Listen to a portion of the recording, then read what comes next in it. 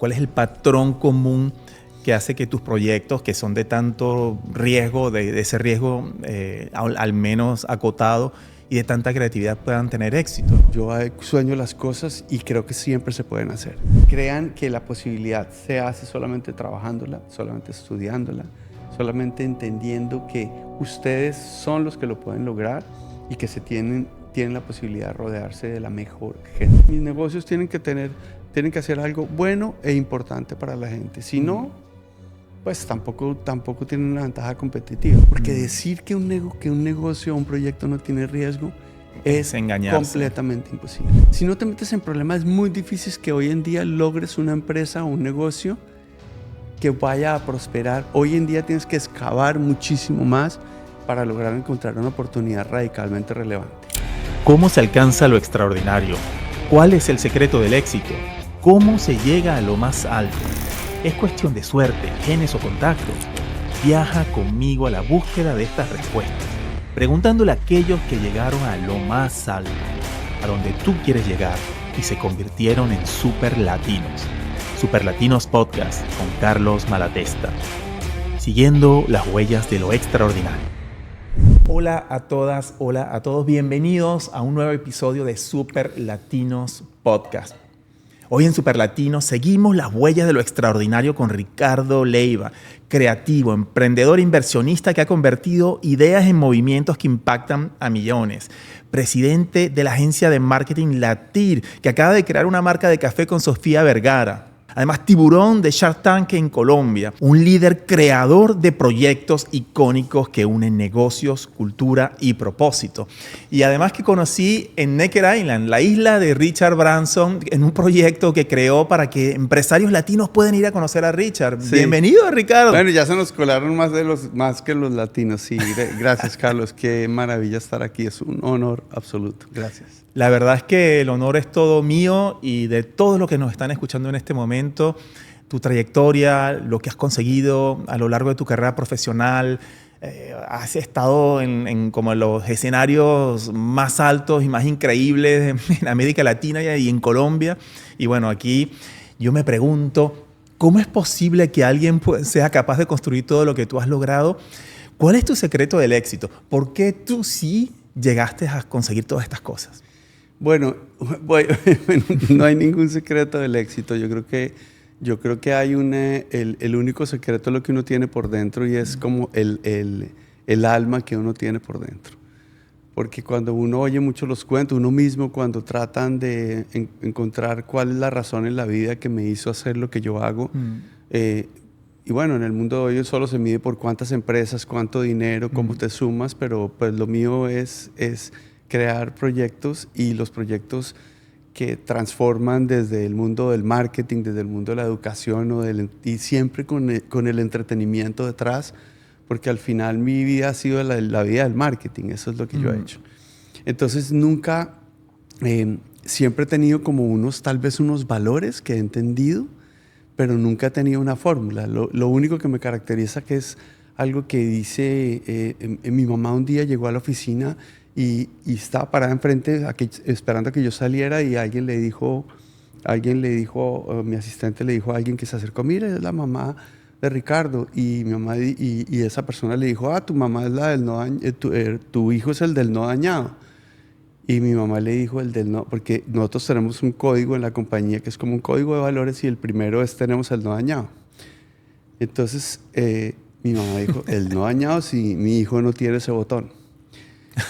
Y creo que eso es un poquito. Yo sueño las cosas y creo que siempre se pueden hacer.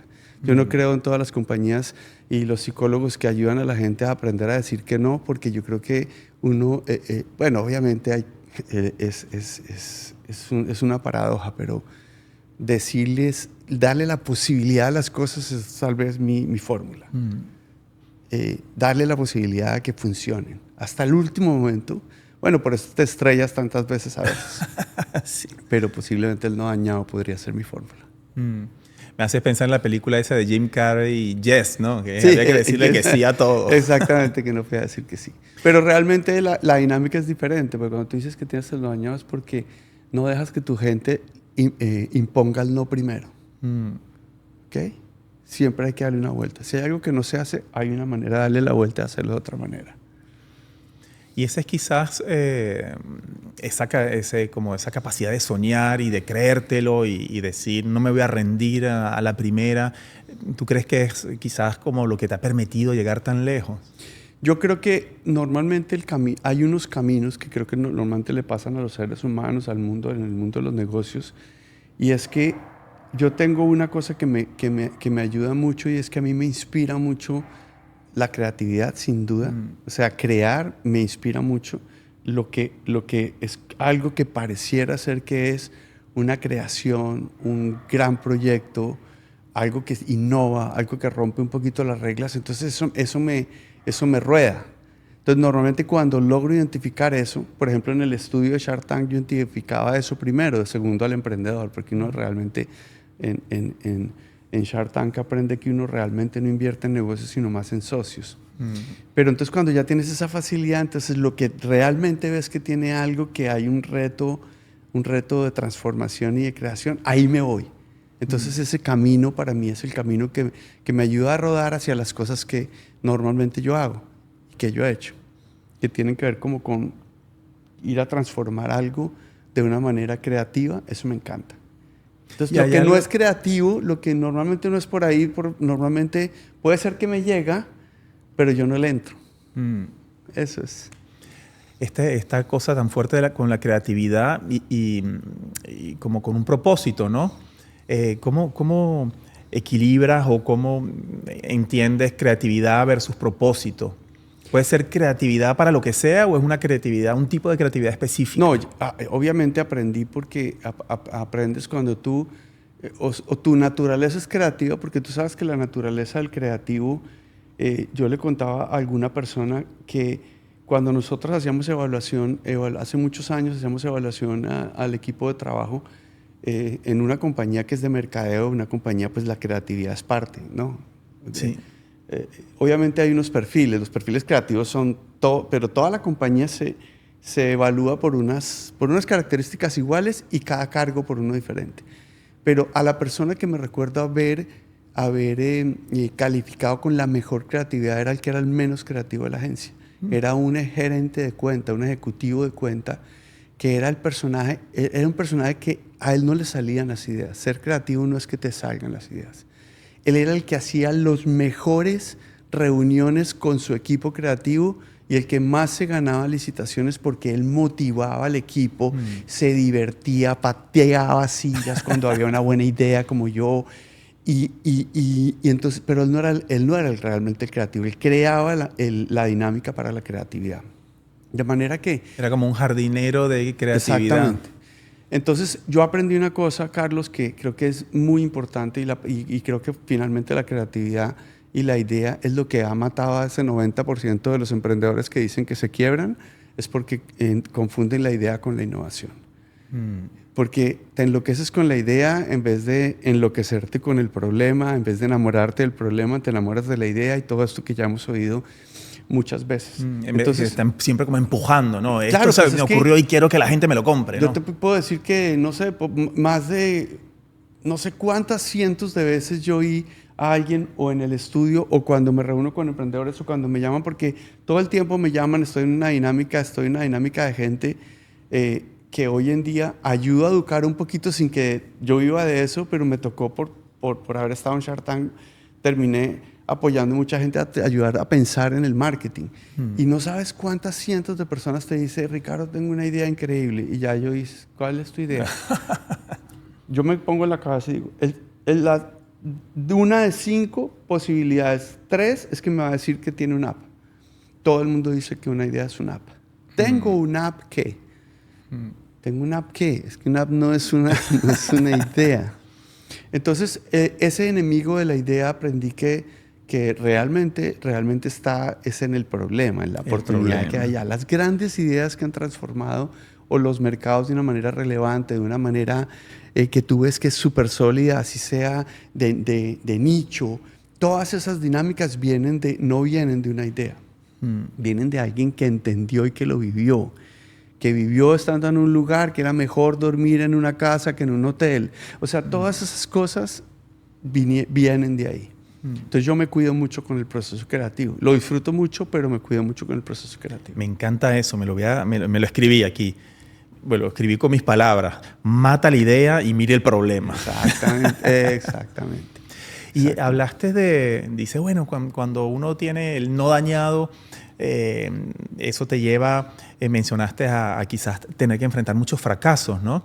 Cuéntame de eso, ¿no? Porque de alguna manera, si siempre dices que sí, no todo lo que intentas sale, ¿no? Y si eres ambicioso... Diferente decir siempre que sí a tener el no dañado.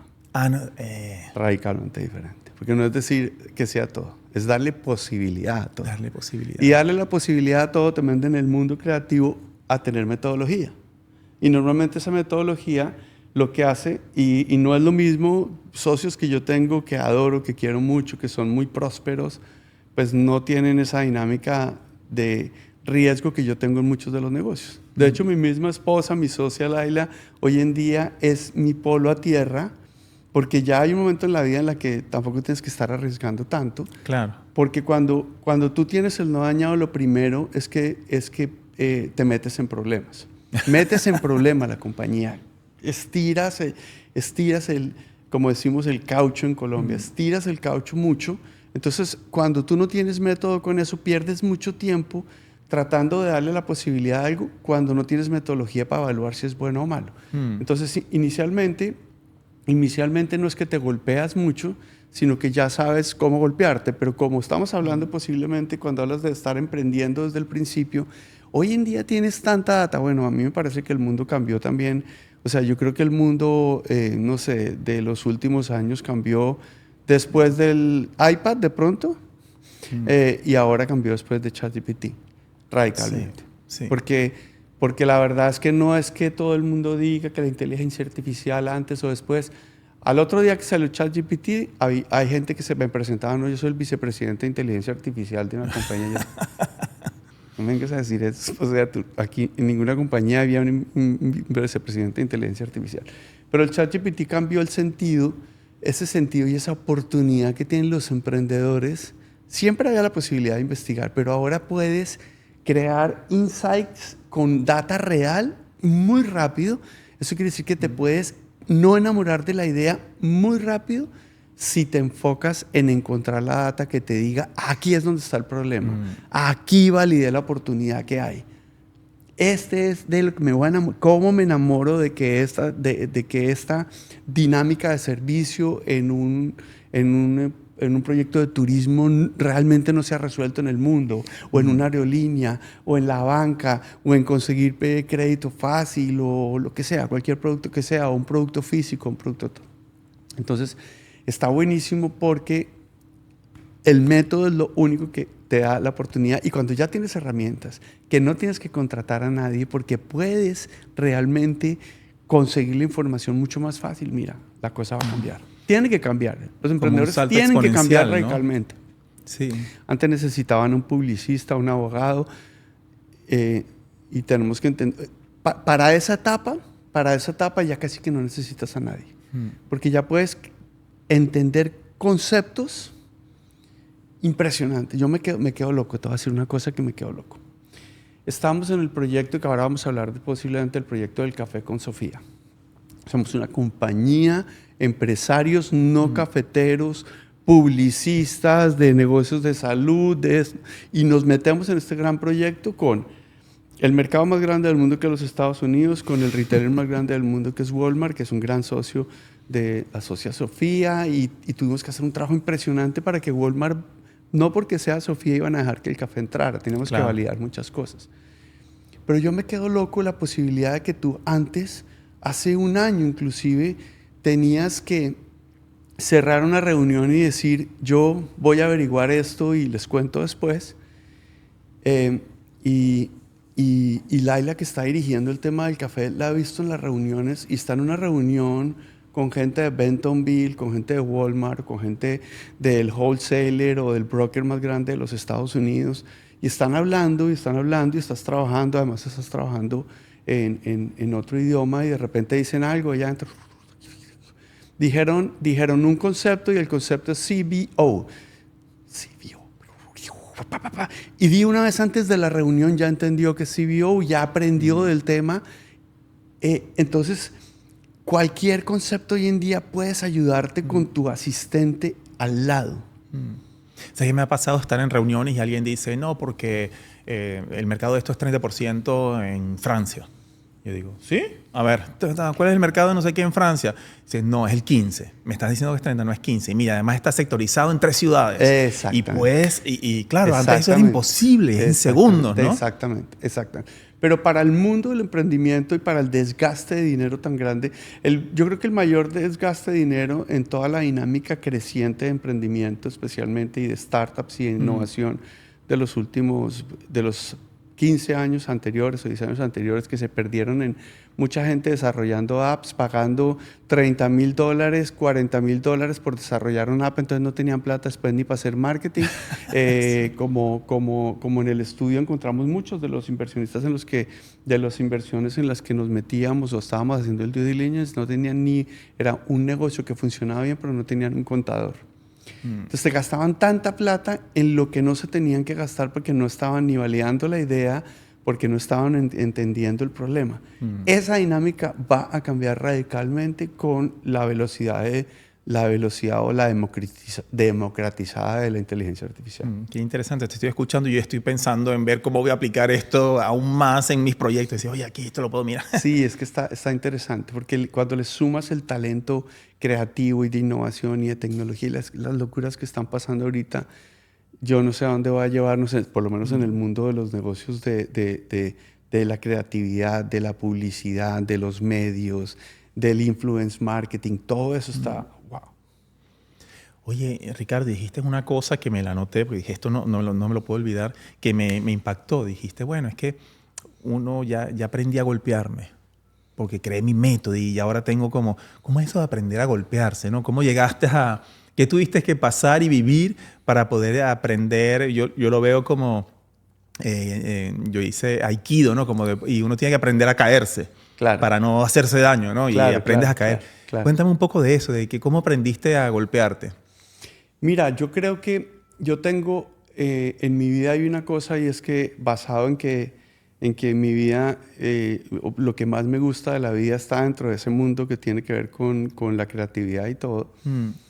Eso implica varias cosas. Cuando tú estás en el negocio de la publicidad, nosotros creo que sumamos hace como, despuesito de la pandemia, casi 10,000 proyectos, habiendo hecho 10,000 proyectos diferentes de dimensiones, como hasta el concierto de la frontera con Richard en Venezuela, como activaciones de puntos de venta y todo eso.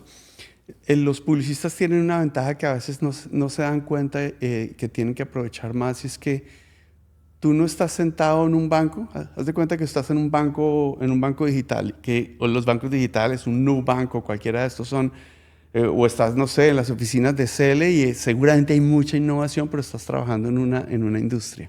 Sí. En el mundo de la publicidad, tú pasas de hacer una campaña y un proyecto de un carro, terminas de entregarlo tal, te vas y te arrancas para otro proyecto.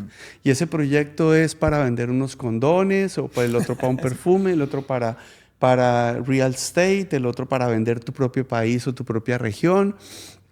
Eso hace una tremenda diferencia en que tú pasas de un lado al otro, y muchos de los proyectos que deben funcionar o no deben funcionar son ese golpe que se da como un deportista de esos que desciende en carretera en skateboard, que ya saben dónde se pega, entonces que tienen acá. Claro, las coderas, ¿no? Las rodilleras. Exacto. Lo primero es que tú también aprendes por dónde caer, pero también aprendes a quién sumarte. Y yo creo que la respuesta que es una respuesta de agradecimiento es que yo aprendí hace muchísimo rato que hay cosas que no quiero hacer, que no sé hacer bien y que me tengo que juntar con los mejores. Y yo tengo mi socio financiero, es un perro fiel, metido en el número. Él hace lo que a mí no me gusta, el control que no me gusta. Yo no soy una persona desorganizada, digamos que en la vida, del closet, la ropa está organizadita. O sea, sí. Pero yo no soy una persona organizada. A mí lo que más bienestar me da es trabajar y estar al lado de personas organizadas. No para desorganizarles la vida, no, sino porque no me gusta estar pensando solo en los eventos. Yo estoy pensando, esa lucecita no está iluminando bien, la persona no va a entrar y se va a sentir contenta, no está sonando esto. O sea, como el detalle es en lo que yo soy muy ordenado, o en el avión, porque yo soy piloto y ahí ese es el único lugar donde yo me concentro al 100%. No tienes opción, no tienes que estar con Y ahí hay todos método, los sentidos. ahí hay método. Entonces yo he encontrado que sumarme de personas que hacen lo que yo no hago y no tratar de hacer lo que no me gusta hacer y que no soy el mejor, es la mejor solución para eso del golpe. Entonces es como una combinación de cuando ya sabes que te das un golpe por acá, ya sabes que... mira, nosotros nos metimos en muchos proyectos. Los proyectos, por ejemplo, grandes proyectos de educación, llenando arenas y todo este tema, es muy... O sea, no hay nada... O sea, a mí eso ya me pagó. De pronto en la cuenta no, porque es muy difícil. La dinámica financiera es tremendamente difícil. Sí. Pero aprendimos que eso tiene metodología. Y la manera de cubrirnos los codos para no rasparnos es saber que si nos metemos en un proyecto que tiene riesgo, así sea con Tom Brady o sea con el Papa, tienes que llegar a un punto hay un momento en el que financieramente el proyecto va o no va. Sí. Por eso tantos empresarios, más en el pasado de la música, se quebraban, pero se quebraban después de que ya había gente que había comprado un número de boletería y decían, señores, se canceló el concierto, devolvemos la boletería y todo, porque empezaban a tratar de vender poniendo la foto del artista, pero cuando ya veían que no estaban vendiendo bien, cancelaban el tema. Sí. ¿Por qué? Porque no tenían esa metodología financiera de entender en qué punto sigo o en qué punto no, sin hacer un mal efecto para nadie. Sin hacer que tu cuenta del banco se vacíe porque creaste un riesgo innecesario. Los negocios necesitan riesgo y ahí vuelvo al tema del riesgo. El tema es cómo haces para poner ese riesgo a tu favor. Y para eso tienes que ser disciplinado, metodológico, creativo, meterte en lo que es enfocado, no tratar de meterte en todo. Es interesante porque quería hacerte esa pregunta de como cuál es el patrón común que hace que tus proyectos, que son de tanto riesgo, de ese riesgo al menos acotado y de tanta creatividad, puedan tener éxito, ¿no? Y como todo lo que me estás contando me empieza a dar elementos de respuesta, ¿no? De como de rodearse de las personas adecuadas, de como esa metodología, esa experiencia de tomar riesgo, pero un riesgo limitado, ¿no? No riesgo a lo loco, sino saber, oye, si esto no funciona, cuándo tengo que parar y cuáles son los números y entender esos números de manera muy clara. Y lo que dijiste al principio, ¿no?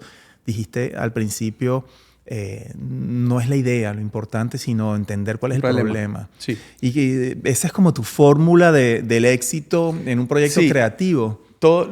Lo primero, todo parte de uno ser súper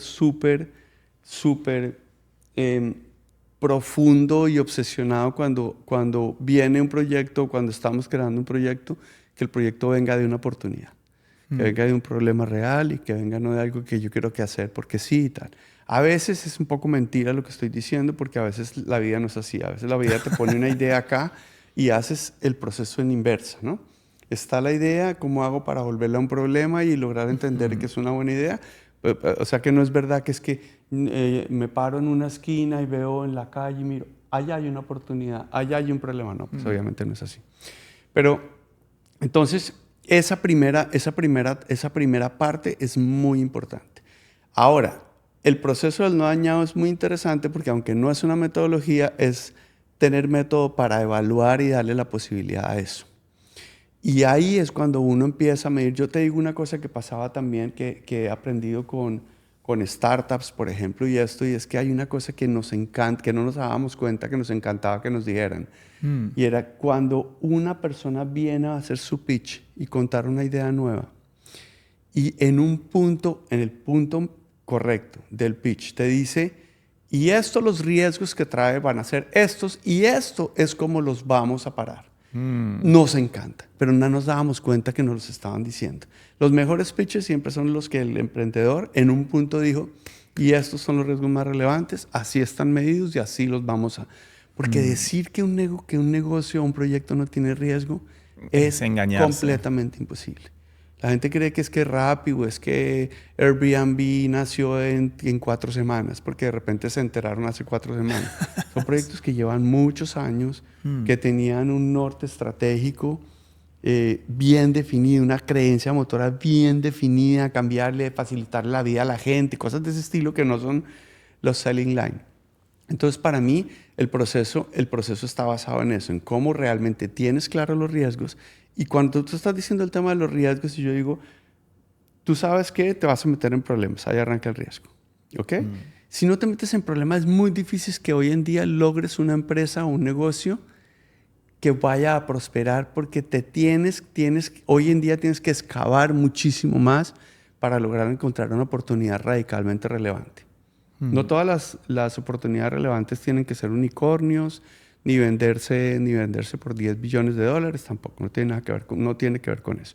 Pero esa gran oportunidad que tú tienes en un negocio o en una innovación de un negocio que tú tienes, tiene que tener ese ingrediente, porque si no, tú no sueltas. Y ese riesgo es como cuando tú vas a la loma o tú vas en el avión, tú dices, el riesgo que hay de aquí a este punto es este. Lo que le pasa a la gente es que no mide sino el riesgo completo. Quebrarme, pero quebrarme está acá. Sí. Cuando yo voy metodológicamente sabiendo de aquí a acá qué pasa. Aquí paso esta puerta. Después de pasar esta puerta, ¿qué tiene que pasar para que yo pueda pasar esta puerta? Paso a la siguiente. Yo no sé si tú has oído, por ejemplo, los investigadores o la gente cuando dice, vamos a hacer una investigación de mercado, ¿no? Sí. La gente hace una investigación de mercado, pero nunca pone el objetivo que tiene con esa investigación de mercado. Entonces, realmente cuando va a investigar es para que le digan lo que quiere que le digan. Tú siempre tienes que preguntarte qué vas a hacer con el resultado que te salga. ¿Qué vas a hacer con ese resultado? Y entonces esa viene la siguiente etapa, Carlos, que es lograr entender, medir muy bien, testear, experimentar la cosa. Nosotros tenemos ahorita 2 compañías, una agencia que se llama Latir y también tenemos el café con Sofía Vergara en sociedad, en una compañía que creamos que se llama Dios Mío Coffee. Entonces son 2 compañías paralelas. Esta le sirve el marketing, pero es independiente. Y estamos aprendiendo el método por etapas.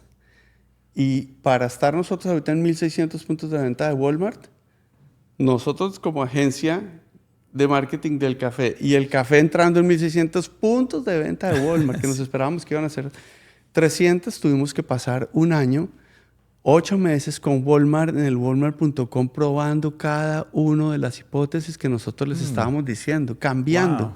Hicimos hasta cambio de empaque y ya habíamos lanzado el producto para entrar a los puntos de venta físicos. Para poder testear el impacto del distinto empaque. Claro, porque ellos pueden decir si es que ellos decían es que sí, o sea, ya tiene marcas adentro de Walmart de millones de dólares impresionantes. Por eso el hecho de que ella venda muy bien jeans no quiere decir que ustedes como café van a vender bien acá. Prueben todo primero y después, si nos demuestran esto, ahí sí vamos para el punto de venta. Y lo tuvimos que hacer probando y eso se toma tiempo. Wow, entonces, ese método tiene que ver con realmente probar. Probar de verdad es muy difícil, a uno le cuesta mucho, porque cuando tú como creador creas un empaque, mira, te enamoras de él, ¿no? Te enamoras y ¿cómo vas a hacer? ¿Cómo lo vas a cambiar? Cambiándolo, hay que dejar de sufrir en tanto. Pero si no tuviste una metodología, ahí en negocios como en este, yo no podía sacar un empaque que era un dummy para ir a probarlo. Me tocó probarlo en donde está en el .com del retailer más grande del mundo, no el .com más grande del mundo, porque ya sabemos que Walmart y Amazon son de diferencias de tamaños muy grandes en el .com. Pero tú en Walmart puedes probar. Y ahí probamos desde el lado de marketing, aprendiendo cosas, metodología, cómo invertir dentro del ecosistema de Walmart. Y por el otro lado, cómo probar el café, qué variaciones le teníamos que hacer al tema, cómo hacíamos. Y Sofía, que es una gran empresaria, metida ahí. Mejor café, ¿cuál es el más suave? ¿Cuál es el no sé qué? ¿Cómo es esto? ¿Cómo es el empaque? ¿Cómo es el...?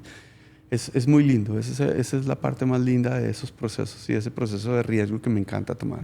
Sabes que me llama mucho la atención, ¿no? Porque empezamos con tengo el no dañado y creatividad y proyectos y visión y me voy a lanzar a unos proyectos gigantescos. Y cuando vas rascando, ¿no? es, a ver, Carlos, mira, este es el método, así es como mido mi riesgo. Me acompañan personas que saben calcular y sacar esos números con muchísimo detalle. Estoy mirando las cosas, pruebo. No me enamoro de mi idea, sino como de mi cliente, ¿no? Y es como que a medida que voy conversando contigo, digo, ok, pero ¿es un creativo o es un ingeniero? Y es muy interesante. Tuve esa impresión de decir, wow, estoy frente a un ingeniero. Yo creo que está muy, muy interesante porque es como raro, porque cuando yo me junto con mis socios y ahora con mi socia que es tan metódica y hace todo y ahorita está metida por allá en unas fincas cafeteras en Colombia conociendo una parte de un proceso que no conocía y todo ese rollo. Entonces tú entiendes que como que fíjate que lo que me estás diciendo es muy chévere. Cuando tú tú en los procesos normalmente, cuando tú trabajas, la mayoría de mi vida ha sido trabajar por proyectos. Porque mi negocio más relevante ha sido definitivamente el mundo de la publicidad y la agencia, que se convirtió en una de las más importantes de la región y todo este tema. Y cuando tú trabajas en un mundo en el que es por proyecto, eso se vuelve como una manera de lograr hacer como los pit stop en el momento correcto.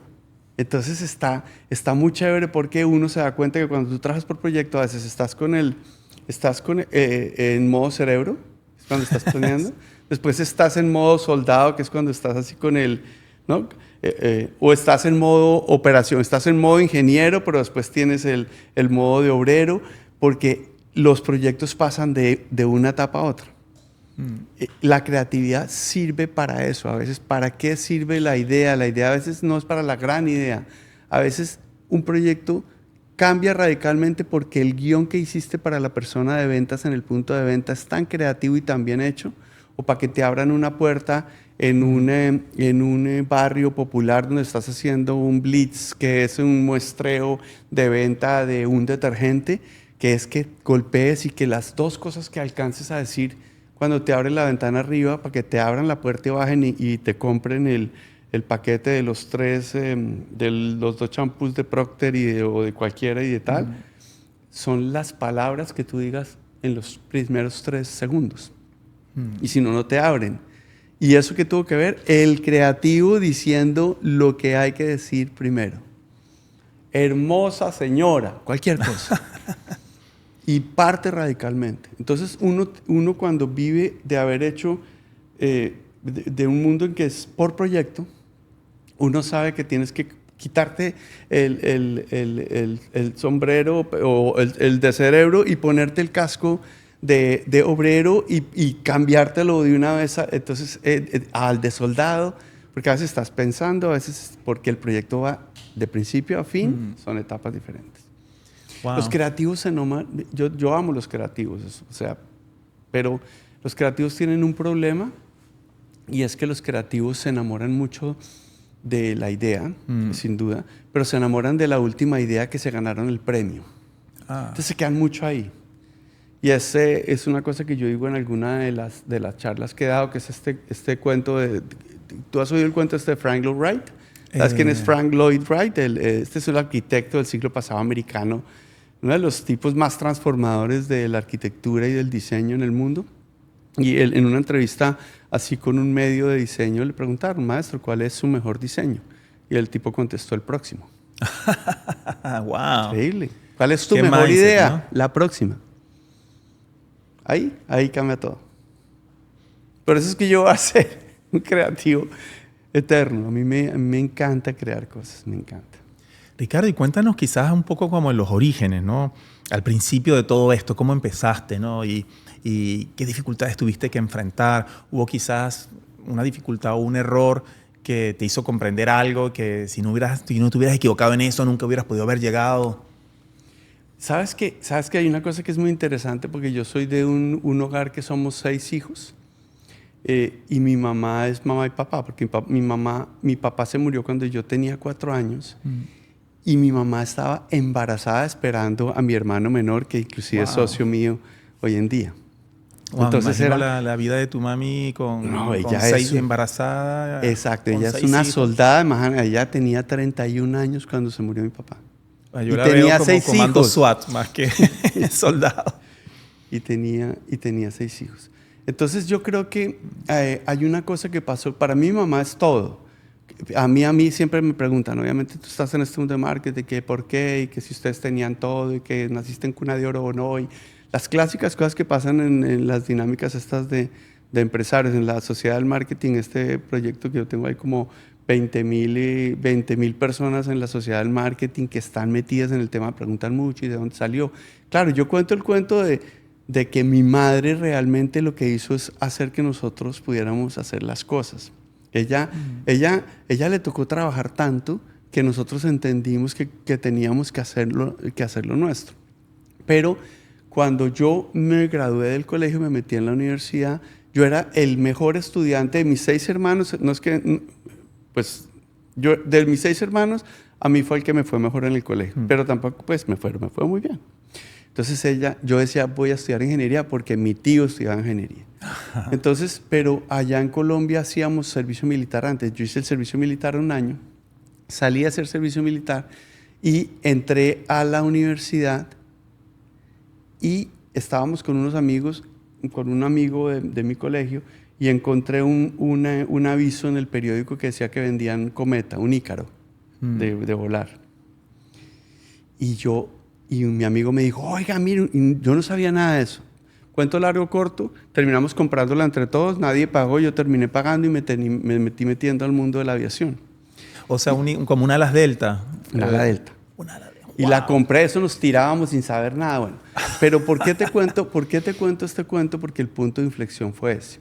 El punto de inflexión fue que yo empecé a hacer negocios con un primo mío y le dije a mi mamá que me iba a salir de la universidad porque yo me iba a poner a trabajar. En realidad yo me iba a poner a volar. Wow. Y mi mamá... Como estilo de vida. No, simplemente yo quería salir a volar y iba a estudiar iba a hacer algo. Y mi mamá se dio cuenta. Me dijo, ¿quieres trabajar? Pero yo no le podía contar el negocio que iba, pues lo que iba a hacer. Y mi mamá me dijo, bueno, lo que tú quieres es trabajar y no estudiar y quieres trabajar. Listo, perfecto. Al otro día me había conseguido una cita en una compañía que es una compañía de consumo masivo de productos de panadería, pero también de mermeladas y gelatinas y cosas importantes en Colombia. Y cuento largo corto, yo dije, no le puedo decir que no, porque el tema era grave para ella, porque yo estaba dejando la ingeniería por eso. Claro. Y le dije, listo. Fui a las entrevistas y me contrataron de mercaderista, a manejar cartera en la oficina de ventas en el centro en Bogotá. Pero yo lo que dije es, aquí me voy a quedar unos mesecitos mientras mi mamá se calma. Cuento largo corto fue que mi carrera realmente vino de haber entrado a esa compañía. Estuve ahí 6 años, después 6 años en Unilever, 6 años en L'Oreal, terminé como director general en L'Oreal. Estuve en otras 2 compañías en el interín, en Johnson y eso. Que son escuelas, ¿no? Que son unas escuelas impresionantes, pero fíjate que el punto de inflexión de lo que yo considero que es lo que me dejó hacer lo que yo hoy en día hago, es esa posibilidad que me dio mi mamá de decirme, ¿usted cree que usted es más inteligente que yo? Pues no. Y por suerte, yo no tuve la rebeldía. Mi rebeldía fue, voy a atender lo que tú dices, voy a seguir volando ahí los fines de semana, y ahí me quedé. Y también seguí volando. Y también me morí de la emoción de encontrar el marketing en la vida. Yo siempre hice muchos negocios, pero yo siempre vendía las cosas, las que vendíamos todos en el colegio. Barría prados, lavaba carros, y mis hermanos también siempre, porque nosotros teníamos que conseguirnos. Mi mamá siempre nos pagó el colegio, nos estuvo súper bien, pero yo, por ejemplo, no tenía mesada. Entonces uno tenía que conseguirse la mesada nomás, eso no es nada grave. Entonces a mí siempre me gustó trabajar. Inclusive yo hoy en día digo, yo nunca me estoy viendo ni el monto que tengo que tener para cuándo me voy a retirar, Yo no veo eso en mi vida. Entonces ese punto de inflexión fue muy importante. Y las compañías también a mí me preguntan mucho que usted es un emprendedor así, y yo digo, no, yo me volví emprendedor por casualidad. Porque cuando ya llevaba 21 años, como entré a trabajar, dije, listo, voy a encontrar una universidad de noche y estudié de noche marketing. Sí. ¿Y por qué marketing? ¿Cómo fue ese enamoramiento con el marketing, no? No, porque era la única carrera, o sea, o yo estudiaba administración o había marketing que estaban haciendo. Era la primera universidad que tenía marketing, y mi hermano se metió ahí. Y me gustaba, o sea, yo no sabía qué era marketing, pero lo que sí sabía era que me gustaba vender cosas y todo. Yo me metí ahí, porque no quería ser ingeniero civil. Bueno, algo de ingeniero te quedó en esos procesos. No, ingeniero, yo estudié un año, o sea, 2 semestres de ingeniería industrial después de que salí del ejército, y ahí fue cuando pasó todo lo que te conté. Entonces, pero la realidad era porque era la única universidad en Bogotá donde yo podía estudiar de noche y mantener mi trabajo en el día. Wow. Hay algo como un hilo allí me hace pensar mucho en cómo... bueno, digamos que tenías el no dañado, ¿no? Como que la vida te iba presentando cosas y decías, bueno, esto es, pues voy, esto es, pues voy. A mí salió esto, es voy. ¿Y cómo lo voy? Ok, quiero estudiar de noche, pues ¿qué hay de noche? Déjame ver aquí esto. Y como de alguna manera... Sí, sin duda. La vida te fue presentando cosas, pero también tuviste como la valentía de hacerlas, ¿no? Y la gana, la garra también, porque no todo el mundo que trabaja estudia de noche, ¿no? Sí. O sea, había algo allí de valores. Sí, definitivamente muy poquita gente normalmente hacía eso. Y no era fue porque era yo encontré que podía hacer, inclusive, fíjate que ahora que estoy cayendo en cuenta, terminé haciendo las 3 cosas que se me dieron en la vida, que tenía que ver con trabajar, con estudiar. Yo encontré en el marketing muy rápido que era lo que me gustaba. Yo no dudé nunca de haber estudiado eso. De pronto, como carrera técnicamente, tú dices, chavales, de pronto puedes estudiar otra cosa y aprender de marketing, pero yo aprendí ahí del marketing, pero en realidad aprendí porque estaba trabajando al lado. Yo estaba en la oficina de ventas de una compañía de consumo masivo. Y yo cobraba cartera, yo era mercaderista o promotor dentro de un punto de venta, cuidando que vender más gelatina que el otro.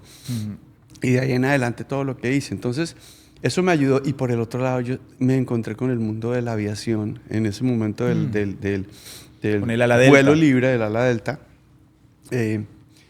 Y eso sí, realmente me cambió la vida. ¿Por qué? ¿Cómo? Porque la verdad es que encontré algo que yo nunca había soñado, ni me había dado cuenta, pero realmente desde el primer día que lo hice con un amor y me gustó tanto el vuelo. Y hoy en día es la pasión, mi hobby más relevante. Soy piloto privado, sigo volando en ultraliviano. El Ícaro, la última vez que volé fue hace casi 2 años.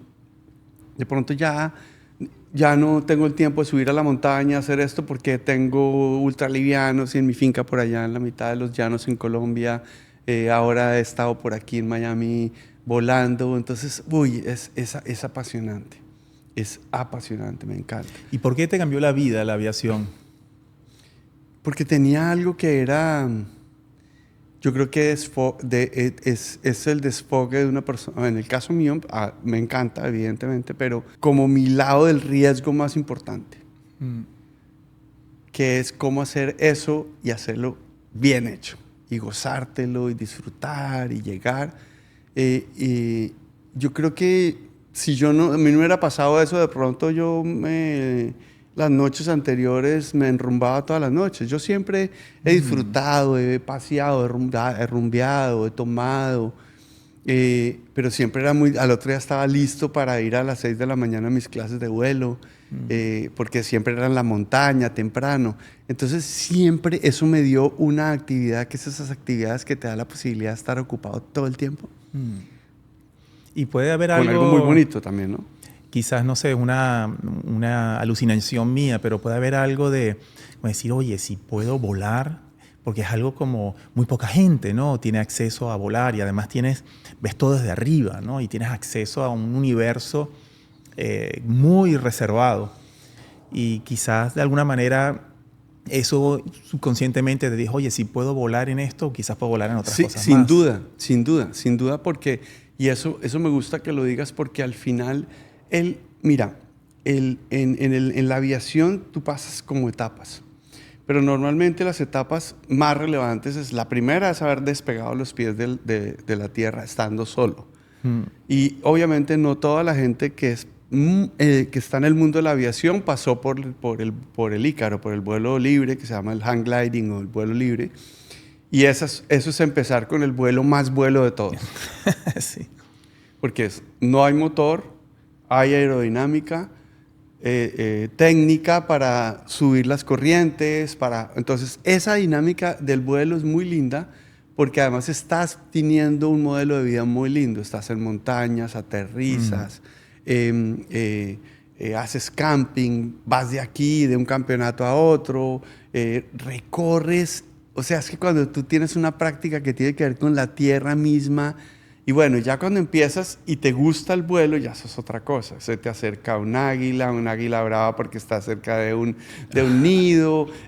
O sea, pasan muchas cosas que tú empiezas a disfrutar mucho. Yo encontré algo ahí que de hecho, si no es por esa casualidad que mi amigo dice, y mi amigo de hecho se murió, se llamaba Santiago Cadena. Y él... Y cuando él abre eso, yo digo, pues, inclusive él dijo, yo le dije, qué locura, pero vamos a ver, yo he visto por ahí cerca de mi casa que hay unos amigos que arman unas cometas, eso fue hace muchos años. Qué locura, ¿no? Esa buena casualidad que no fue porque ni mi tío, ni mi papá, ni alguien era aviador, ni nada, sino porque, venga, probemos esto que está chévere, como sacudirse. Y ahí terminó. Qué increíble. Muchos años con eso. Wow. Oye, y sabes que yo soy un obseso total de los hábitos, de las rutinas, de los rituales, ¿no? Me parece que como que detrás de cada gran hombre, de cada gran mujer, hay como un hábito que de alguna manera es como su secreto del éxito, ¿no? Sí. Tú tienes algo así, tienes como un hábito, una rutina.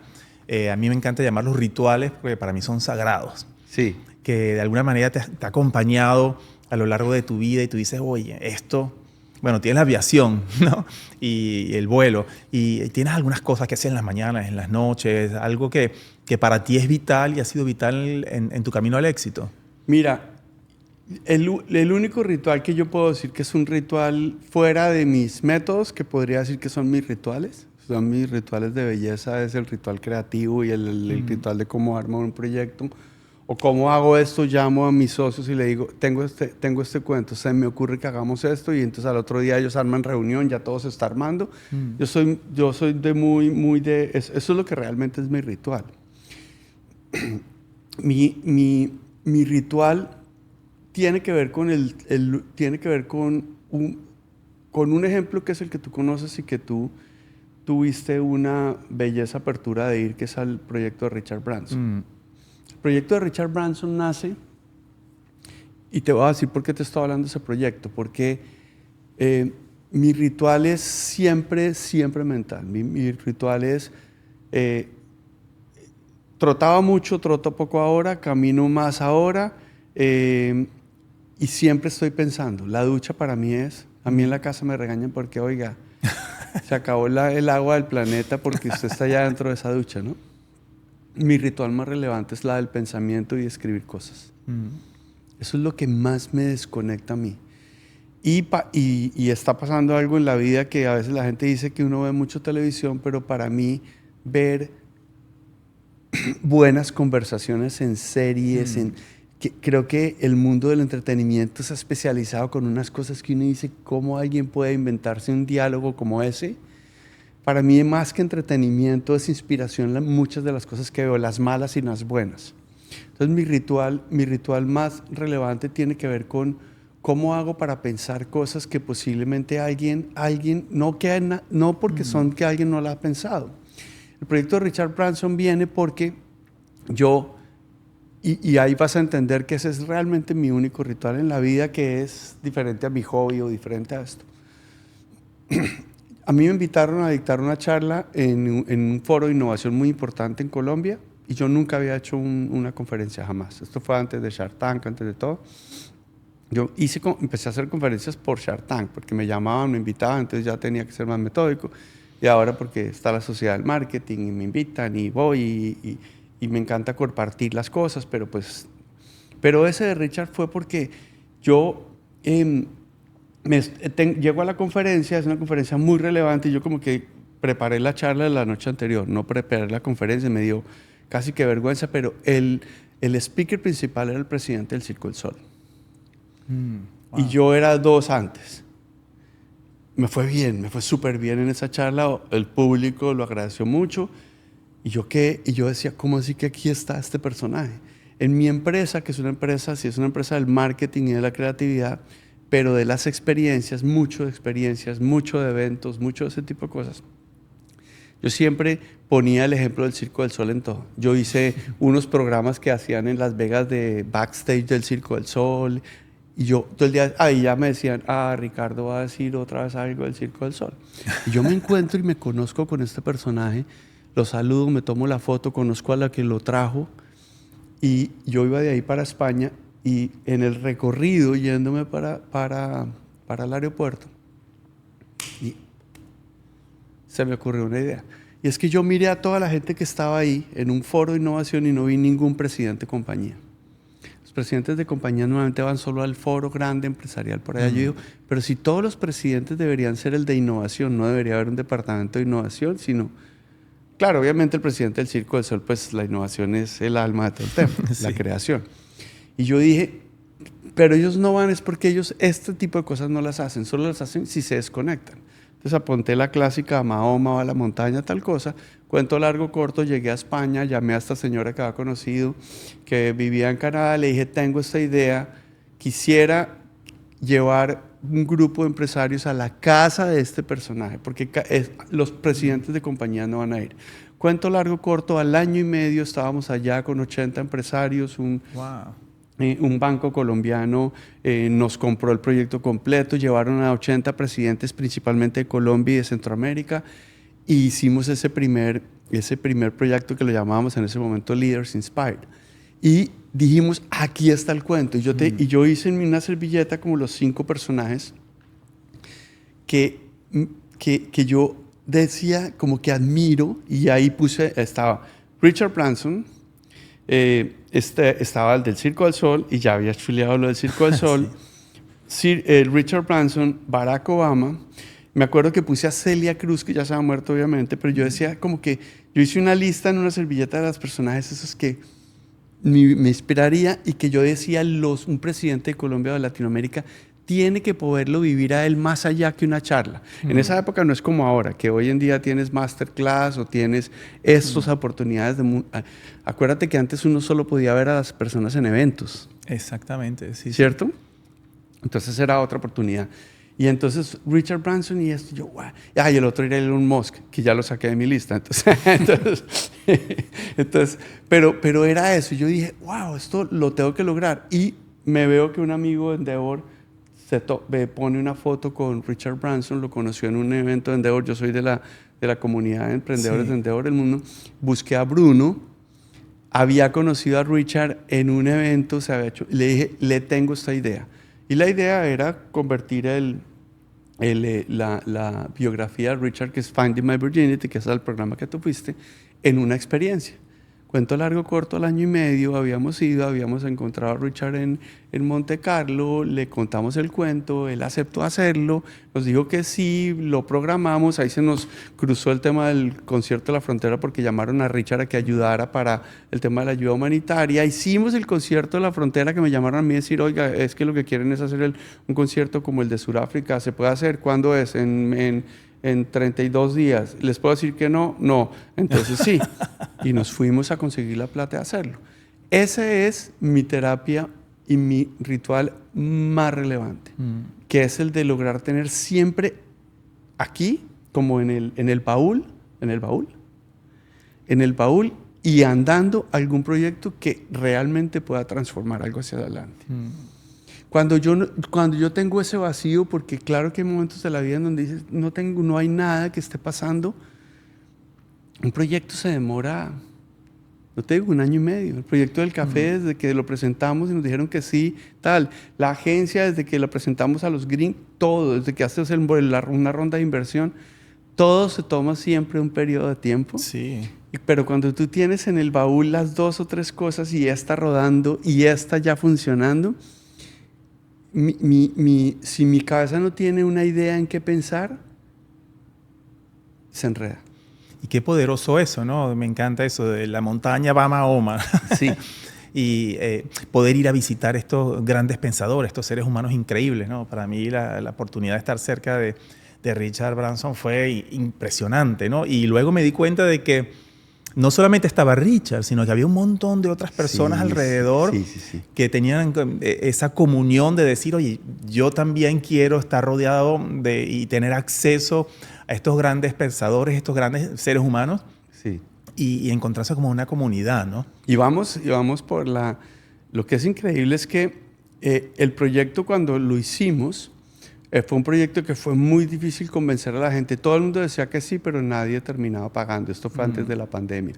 Entonces hicimos hasta el velero de emprendedoras, el no sé qué tal. Bueno, al final yo creo que hasta perdimos al final no vivimos de eso tampoco, ¿no? Pero en ese momento como que había que hacerlo. Me acuerdo que mis socios de la agencia de publicidad decían, Ricardo, esto es único, pero por favor, ¿por qué nos metemos un poquito en eso? Pero fíjate que ese proyecto fue tan especial esa vez, desde el primer momento, Richard, fue tan especial que inclusive acabas de decir algo que caigo en cuenta, y es que la evaluación del proyecto, cuando la gente le hacemos el NPS desde el primero hasta esta 5ª versión que acabamos de hacer, y es que hacemos una versión al año ahora, y que Richard esté todavía conectado, cada día más conectado y todo, lo que más ha evaluado la gente es a la otra gente. Más que a Richard mismo, y no porque califiquen a Richard, al contrario, pero dicen, wow, como que es esa posibilidad de juntar gente. Fíjate que yo al principio no lo pensé individual, yo decía, es que los presidentes de las compañías no se sientan a ver cosas como estas. Sí. Y eso realmente hace mucha diferencia. Tienes que creer que lo puedes hacer. Tienes que creer que no hay nadie que no quiera hacer algo que posiblemente es bueno para el mundo. Y uno tiene que conectarse con esa creencia motora. Yo tengo que hacer, mis negocios tienen que hacer algo bueno e importante para la gente. Si no, pues tampoco tienen una ventaja competitiva, porque si no son bueno e importante para la gente, es la base de cualquier negocio, ¿no? Y además, si no está ese propósito fuerte, ¿cómo va a ser para poder aguantar 18 meses, 1 año y medio, 2 años, sosteniendo un esfuerzo si no es algo que de alguna manera está conectado con la pasión, ¿no? Con el propósito? Exacto. Y con el propósito y con que tiene detrás una oportunidad real, voy a decir sostenible, porque es el modelo económico sostenible es muy importante. Ahora, que hoy en día, gracias a Dios, el modelo económico sostenible es mucho más el modelo económico consciente. O sea, que realmente es el modelo consciente de negocios donde tienes que pensar en todas las cosas y ponerlo dentro de tu propuesta de valor. Y por eso es que yo hablo tanto del tema del café, porque es como el último cuento en el que aprendimos que cuando diseñamos un producto que es tan básico como un café, porque al final un café es básico. ¿Cuál iba a ser el valor? Sofía Vergara, sí, claro, importantísimo, claro. Una de las latinas o personas más influyentes en el tema multicultural, porque no es el tema latino neto, sino el multicultural en los Estados Unidos. Café colombiano, orgullo, uno de los mejores cafés del mundo, el café más rico del mundo, lo que quieras. Pero ¿cuál fue el valor que realmente a Sofía más le gustó? Fue mujeres cafeteras. Mujeres cafeteras.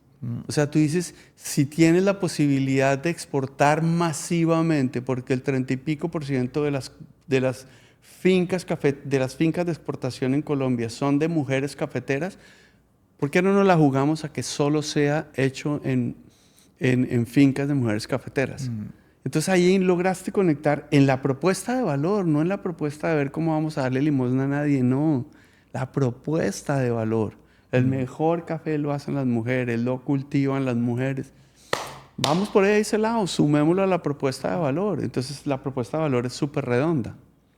Ahora quiero probar el café, ¿sabes? Y me pregunto, oye, ¿qué diferencias habrá entre un café cosechado, sembrado y cosechado por hombres versus uno sembrado y cosechado por mujeres, ¿no? De pronto es lo mismo, de pronto es lo mismo, puede ser, pero lo que yo sí creo es que hay algo detrás de una mujer liderando que es una cosa que es única. Eso no hay nada que hacer.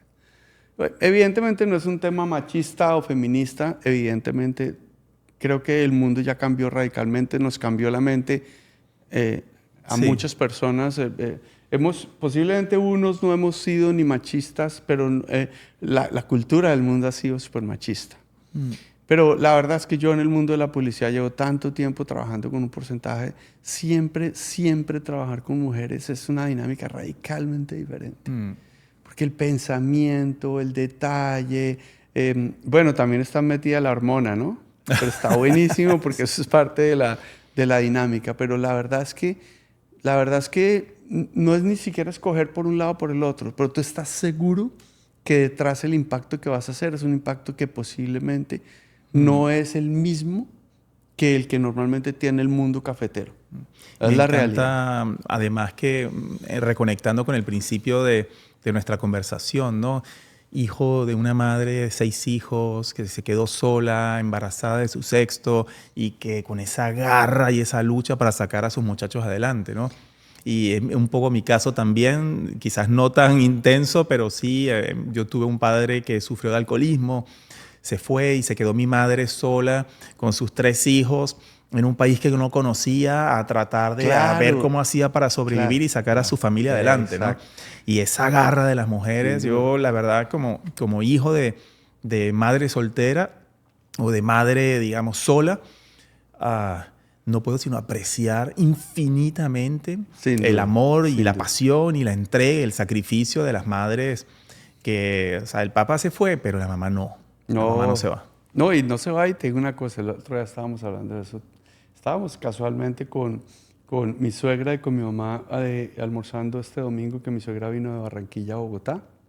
Estábamos en Bogotá y es el clásico, las dos son viudas, ¿no? Y las dos son viudas de hartos hijos. Y uno dice, ¿ustedes conocen casos de familias así, pero que el papá fue el que quedó viudo? Nunca. Eso no existe. Las mamás viudas se quedan solas. Los papás que enviudan, siempre terminan casándose con otra porque no pueden. Claro, se busca. Sí. Pero no, la verdad es que es un placer hacerlo porque sabes que hay un espíritu, sabes que la finca es una finca que funciona de una manera maravillosa y que puedes hacer cosas buenas, ¿no?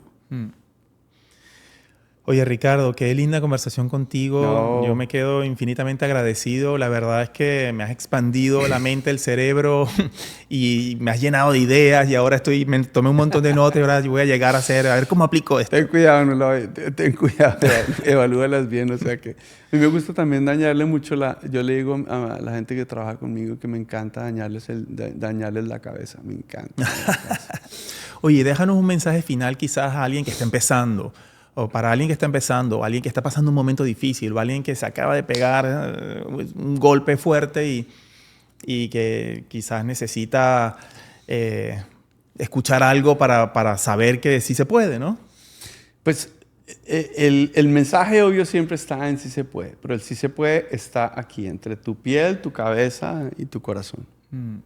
A mí me sirve más pensar con el corazón, evidentemente. Entonces tengo la mente y tengo el corazón conectado. Pensar con la emocionalidad a mí me funciona tremendamente bien. Crean que la posibilidad se hace solamente trabajándola, solamente estudiándola, solamente entendiendo que ustedes son los que lo pueden lograr y que tienen la posibilidad de rodearse de la mejor gente. Siempre ustedes tienen que ser el mejor. Es como jugar cualquier deporte, el fútbol. En cualquier equipo de alto desempeño, sean de 2, sean de 11, si es fútbol, todos son unos cracks, solo que uno tiene un papel y el otro tiene el otro papel. Solo que tienes que saber cómo bajar la bola al pecho, cómo pasarla. Entonces, le digo a la gente, está en ustedes, está en trabajar, están en estudiar. Tienen la posibilidad de información, de estudiar, de información de mercados, de cosas, de oportunidades que no tenía nunca en la historia el ser humano tan fácil. Aprovéchenlo y crean en ustedes. No hay nada que hacer. Y si te duele el codo, codera. Si te duele la rodilla, rodillera. No se les olvide que sí hay coderas, que sí hay maneras de... Y casco. Exactamente. Y si te pegaste en la cabeza, ya sabes que tienes que ponerte el casco. Si normalmente ruedas por un lado y te caes más, pues te pones más protección a un lado. Buenísimo. Muchísimas gracias, Ricardo. No, Carlos, qué linda conversación. Qué buena conversación. Me alegraste el día porque hoy ha sido un día bien interesante. Pues compartido. Sí, bueno, hermano. Gracias. Muchas gracias. Superlatinos Podcast con Carlos Malatesta. Siguiendo las huellas de lo extraordinario.